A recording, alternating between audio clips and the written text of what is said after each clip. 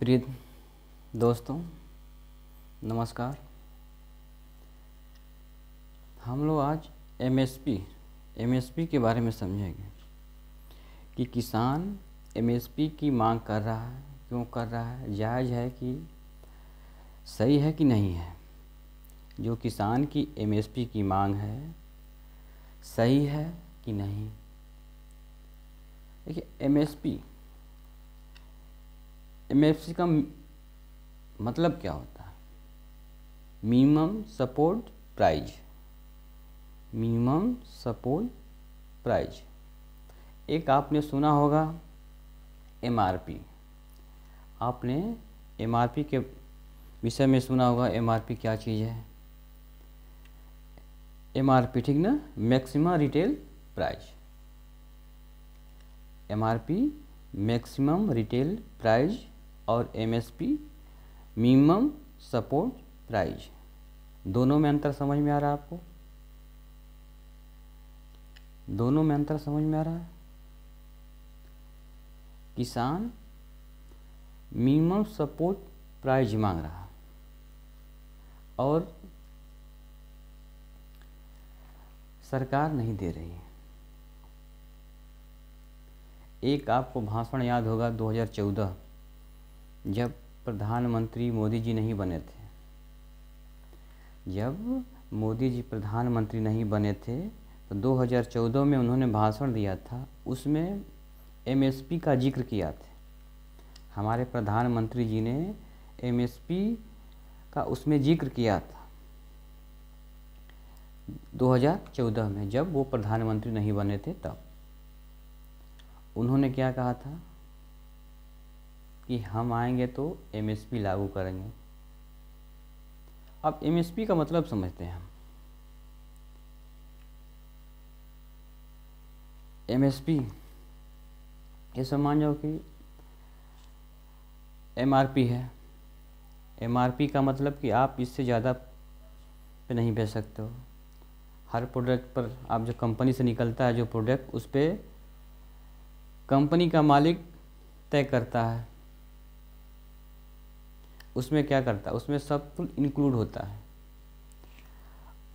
उसको बनाने में कितना खर्चा हुआ। जैसे मान लो कि लक्स साबुन है, आपने उसको बनाया, कंपनी के मालिक ने उसको बनाया, तो उस पर कितना खर्च आया है सब उसमें इंक्लूड रहता है। और उसको प्लस प्रॉफिट उसमें जोड़ इंक्लूड होता है, तब जाके एमआरपी तय होता है। ठीक, जैसे एमआरपी तय नहीं होगा, मान लो रेगिस्तान में अगर तय नहीं होगा एमआरपी, तो क्या होगा? रेगिस्तान में पानी की किल्लत हो जाएगी।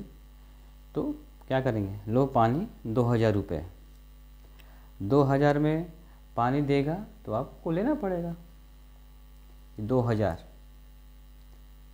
कुकिंग ऑयल किल्लत हो गई तो आपको लो 1000 में। तो ये तय होता है और उसमें सब चीज़ इंक्लूड होता है, जितना कास्ट आया है उसका, और प्लस उस पर प्रॉफिट होता है, तब जाके एमआरपी तय होता है। तो सरकार से किसान यही मांग कर रहे हैं कि हमें कम से कम तो एमएसपी दे दीजिए। कम से कम एमएसपी आप दे दीजिए कि जितनी लागत है हम लोगों का, आप उसका प्राइस तय कर दीजिए कि इससे वस्तु कम दाम पे नहीं खरीदी जाएगी। मान लो आलू हो गया, ज़्यादा आलू हो गया तो क्या होते हैं, 2 रुपये किलो शुरू हो जाता है। अब उसमें क्या होता है, किसान को घाटा हो जाता है।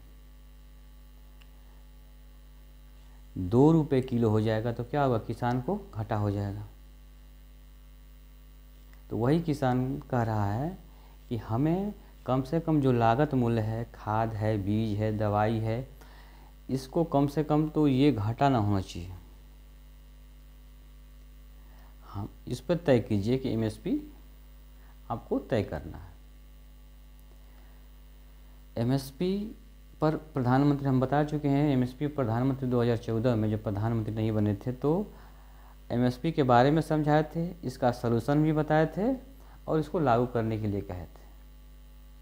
लेकिन आज जब किसान उनसे वादा किया हुआ ही मांग रहा है तो उनके रास्ते में कीलें बिछाई जा रही हैं, गड्ढे खोदे जा रहे हैं।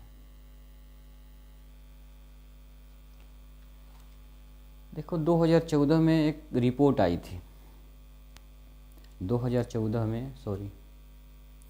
2002 में एक रिपोर्ट आई थी। उसमें एक समिति बनाई गई और उस समिति ने C2, A2 और FL के बेस पे निर्धारण किया था एमएसपी।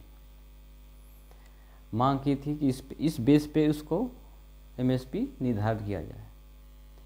तो C2, A2 और FL क्या चीज़ है? पहले हम A2 पे आते हैं। A2 पर मतलब कि जो इसकी कॉस्ट वैल्यू है, जो उसमें लगा है, ठीक ना, जो उसमें लगा है, जैसे मान लीजिए कि बीज लगा है, बीज, पानी, बिजली, दवाई, ये जितना कॉस्ट वैल्यू उसका आता है वो A2 के इंक्लूड होगा। A2 में क्या होगा? इंक्लूड। ठीक, इसे मान जाओ कि चने की है या गेहूं का फसल है तो गेहूं का बीज हो गया, उसमें खाद हो गई, उसकी निराई हो गई, उसकी गुड़ाई हो गई, उसमें पानी हो गया, उसमें बीज खाद, ठीक है। तो जितना ये सब कॉस्ट वैल्यू आती है वो A2 हो गया। क्लियर?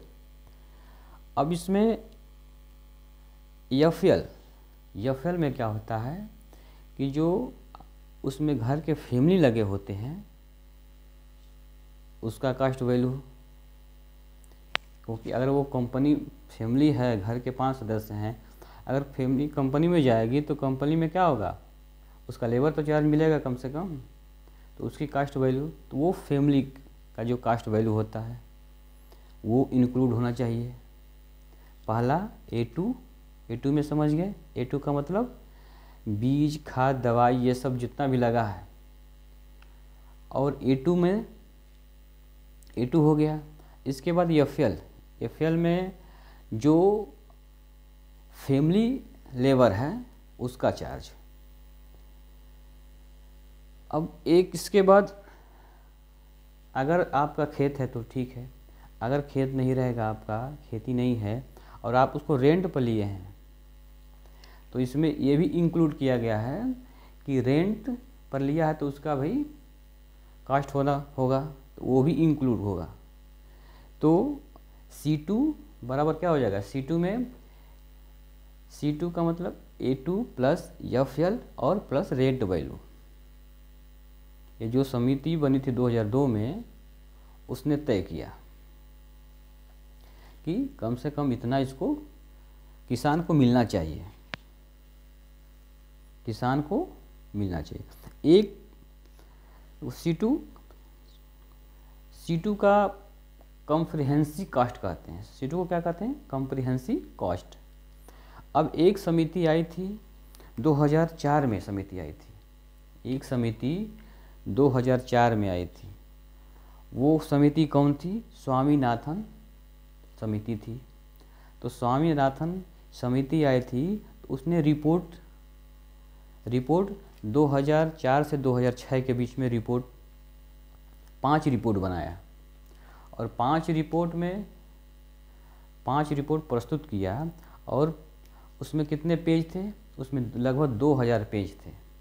5 रिपोर्ट तैयार किया, 4 से लेके 6 तक, 2004 से लेके 6 तक उसने रिपोर्ट तैयार किया और उसमें 5 रिपोर्ट तैयार किया और वो रिपोर्ट 2000 पेज के लगभग थे। स्वामीनाथन को आप सभी लोग जानते हैं।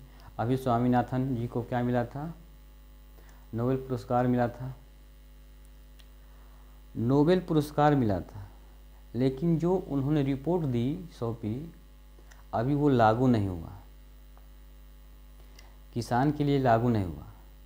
तो उन्हें नोबेल पुरस्कार देने से क्या फ़ायदा? जो उन्होंने रिपोर्ट तैयार की थी और लागू करने के लिए कहा था कि इस बेस पे लागू हो, और रिपोर्ट लागू नहीं हुआ। इन्होंने क्या किया था कि C2 में कौन कौन आएंगे? C2 का मतलब A2 plus FL, A2 plus FL। तो A2 प्लस FL तो रहेगा प्लस 50% उसका प्रॉफिट इसमें जोड़ दिए हैं। किसने जोड़ा? स्वामीनाथन रिपोर्ट में स्वामीनाथन ने C2 और प्लस 50% प्रॉफिट जोड़ दिया। तो इसमें कितना हो जाएगा? A2 रहेगा, या फिर A2 का मतलब जो कास्ट वैल्यू आती है, कास्ट वैल्यू भी आपको बताए हैं। कास्ट वैल्यू में क्या आता है? आपको बीज आएगा, खाद आएगा, पानी आएगी, बिजली आएगा, ये सब जितना कास्ट इसका पड़ता है वो आएगा आपका। फिर फैमिली कास्ट आएगी, फैमिली उसमें लगा है तो वो भी होगा। फिर अगर आप ज़मीन रेंट पर लिए हैं उसकी वैल्यू होगी, और प्लस इसके बाद क्या होगा? 50% प्रॉफिट। 50% क्या होगा? प्रॉफिट स्वामीनाथन कमेटी ने रिपोर्ट में कहा था। क्योंकि देखो, कोई भी व्यक्ति हो, अगर उसको प्रॉफिट नहीं होगा, आपने जितना लगाया, जितनी आपने पूंजी लगाई है उतना ही आपको मिल रहा है, तो आप वो क्यों करना चाहेंगे? मान जाए 1 बीघा में आपने 20,000 पूंजी लगाई, आपको 20,000 मिल रहा है, तो आप खेती क्यों करेंगे? क्योंकि अगर वो पैसे को 20,000 को रख देते बैंक में कम से कम, तो कम से कम तो वो तो आपको एक्स्ट्रा मिलता, और बिना किए हुए आपको 1,000 20,000 यानी 25,000 मिलता, आपको 5,000 प्रॉफिट हो जाती, या 2,000 और मिलता। तो ऐसे बिना किए हुए आप पूंजी लगाए हैं तो बैंक में रख देंगे तब भी आपको प्रॉफिट होगा। लेकिन स्वामीनाथन रिपोर्ट ने कहा था जितनी कास्ट वैल्यू है उसका 50% आपको MSP में इंक्लूड करना चाहिए। इसीलिए यही किसान मांग रहा है, और सरकार, मोदी सरकार ने भी 2014 में वादा किया था कि MSP लागू होगा, किसानों को उनका हक मिलेगा, लेकिन आज तक नहीं मिला। किसान इसीलिए आंदोलन कर रहा है कि जो बात 2014 में मोदी जी ने कहा था उसको लागू कर दें। अब कुछ लोग हैं तो कह रहे हैं कि किसान आंदोलन किसान नहीं कर रहे हैं। किसान क्यों नहीं कर रहा है? पिछले बार आंदोलन जब हुआ था, 1 वर्ष चला था आंदोलन, उसमें 600 से 700 किसान की जानें गई थी। किसी व्यक्ति के घर का एक सदस्य चला जाता है तो कितनी परेशानी होती है। उसमें 700 किसान की जान गई थी, लेकिन कोई मीडिया में चर्चा नहीं, क्योंकि वो किसान है, कौन सुनता उसका। तो यह MSP हो गया आपका। एक नारा दिए थे मोदी जी ने कि भारत का जीवन बदलना है, 2014 में दिए थे, भारत का जीवन बदलना है तो भारत के गांव का जीवन बदलना होगा। भारत का जीवन बदलना है तो भारत के गांव का जीवन बदलना होगा। 2014 की है ये, सर वो तो भाषण है, ठीक। और 2014 के 2 वर्ष बाद उन्होंने कहा कि 2022 में, 2014 के बाद 2022 में कहा उन्होंने, 2 वर्ष बाद कहा कि 2022 में किसानों की आय 2 गुनी हो जाएगी। चलिए 2024 आ गया, अब तो 2 गुनी हो जानी चाहिए, लेकिन कहाँ हुआ? नहीं हुआ। जो बोरी पहले 50 किलो की आती थी, यूरिया हो डाई हो, वो आज 45 किलो की आ रही है। दाम वही है, बोरी का